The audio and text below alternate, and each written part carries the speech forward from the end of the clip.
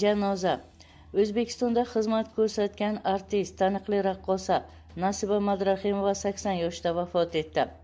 Assalomu alaykum qadrli tomoshabin, kanalimizga xush kelibsiz. Kanalimizga yangi bo'lsangiz, videomiz keng tarqalishi uchun video ostida like tugmasini bosishni hamda obuna bo'lishni unutmang. O'zbekistonda xizmat ko'rsatgan artist, ustoz san'atkor va Bahor davlat raqs ansambli raqqosalaridan biri bo'lgan Nasiba Madrahimova bugun 23-iyul kuni vafot etdi.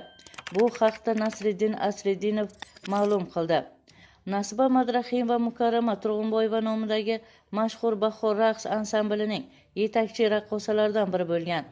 U o'zbek raqs san'ati maktabining atoqli vakillari sifatida ko'plab shogirdlarga milliy raqs sirlarini o'rgatgan.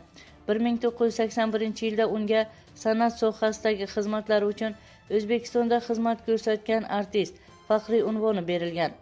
Dunyoning turli mamlakatlarida gastrollarda bo'lib, uzoq yillar davomida o'zbek milliy raqs san'ati va televideniyasi rivojiga munosib hissa qo'shib kelgan ijodkorlardandir.